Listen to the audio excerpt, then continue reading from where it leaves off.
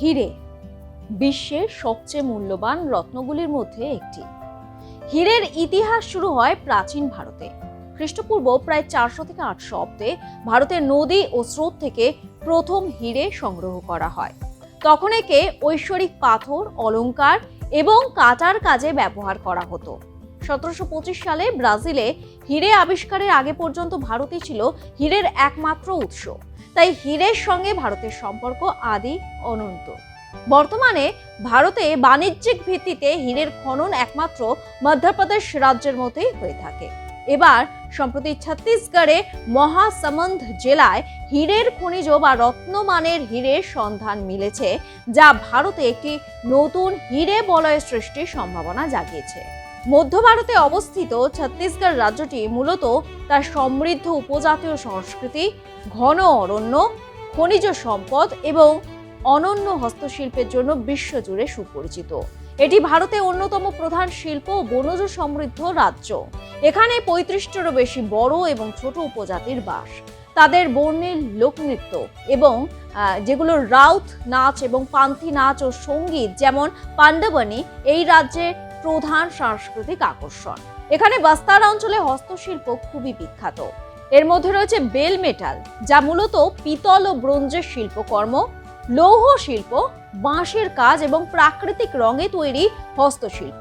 ছত্তিশগড় তার ঘন বন ও সুন্দর জলপ্রপাতের জন্য পরিচিত।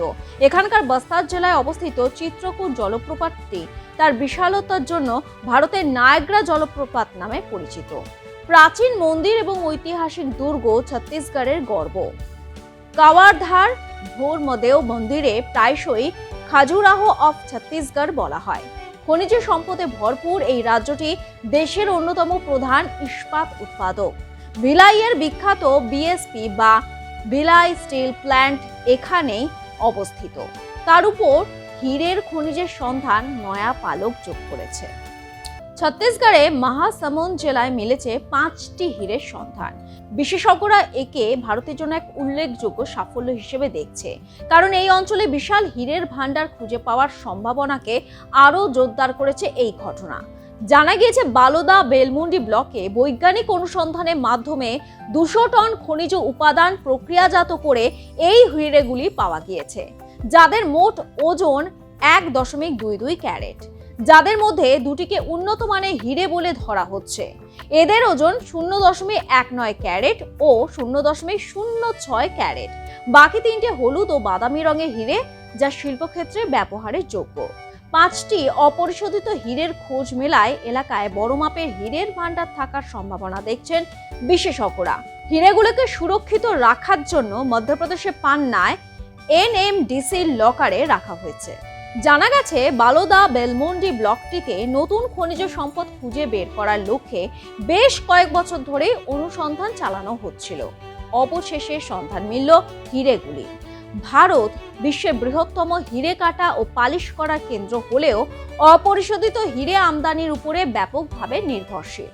কর্মকর্তারা জানাচ্ছেন, মহাসমুন্দের মতো স্থানে খনিজ সম্পদের সন্ধান পাওয়া গেলে তা দেশের অভ্যন্তরীণ খনিজ সম্পদকে শক্তিশালী করার পাশাপাশি রত্ন ও গয়না খাতেও ভবিষ্যৎ প্রবৃত্তিতেও বিরাট সহায়ক হয়ে উঠতে পারে।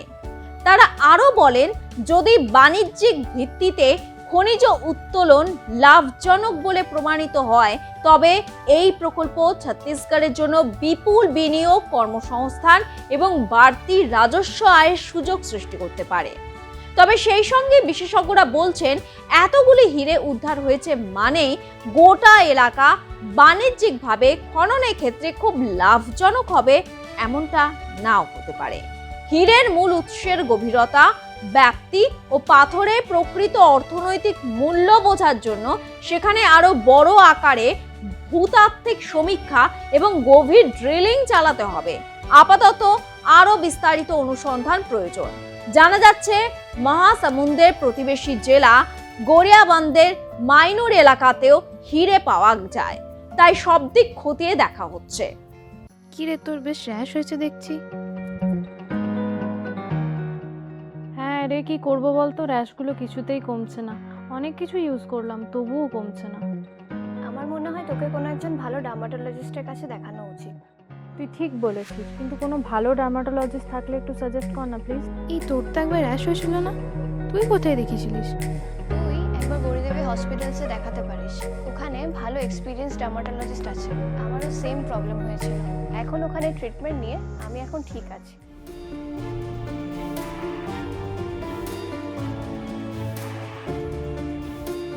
গৌরী দেবী হসপিটাল, রাজবাঁধ, দুর্গাপুর। যোগাযোগ 8001003333, 8001113333।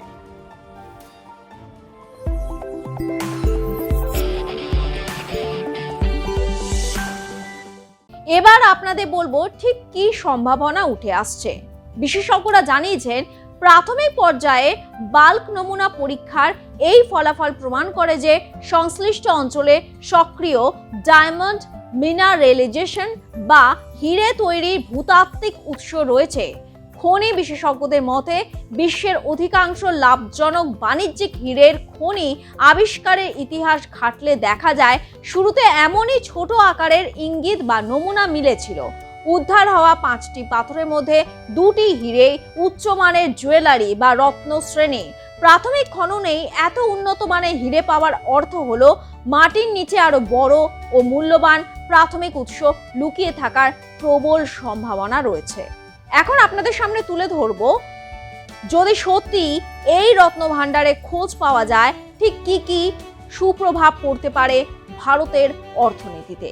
ছত্তিশগড়ের মুখ্যমন্ত্রী বিষ্ণুদেও সাইও এই আবিষ্কারকে রাজ্যের খনিজ অর্থনীতির জন্য একটি বড় মাইলফলক হিসেবে বর্ণনা করেছেন। বিশেষজ্ঞদের পরামর্শ অনুযায়ী পরবর্তী উন্নত ধাপের খনন কার্য চালানো করার ইঙ্গিত দিয়েছেন তিনি। ভারত বর্তমানে বিশ্বের বৃহত্তম হিরে কাটিং ও পলিশিং হাব হলেও কাঁচা হিরে বা রফ ডায়মন্ডের জন্য সম্পূর্ণ বিদেশি আমদানির উপর নির্ভর করে। ছত্তিশগড়ের এই হীরের উৎসে যদি বড় ভাণ্ডারের সন্ধান মেলে তবে এটি ভারতের নিজস্ব খনি শিল্পকে এক ধাক্কায় বহুদূর এগিয়ে দেবে এবং রাজ্যে বিপুল কর্মসংস্থান ও পরিকাঠামো উন্নয়নের জোয়ার আনবে। তবে নতুন কোনো হীরের খনিজের খোঁজ পাওয়া না গেলেও ছত্তিশগড়ে 5টি হীরের সন্ধান গোটা দেশে আশার আলো জাগিয়েছে, কি তাই তো? এ বিষয়ে আপনাদের কি মতামত তুলে ধরুন কমেন্ট বক্সে।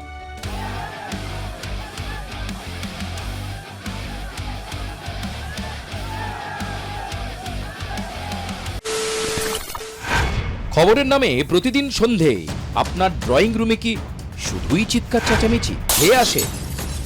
বিতর্কের নামে চলে গালাগালি আর কাদা ছোড়াছুড়ি। এবার সময় পরিবর্তনের,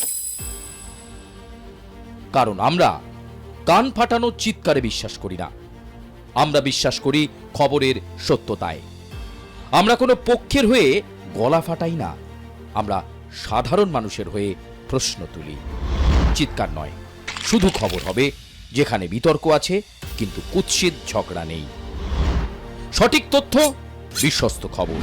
নজর রাখুন আর প্লাস নিউজে।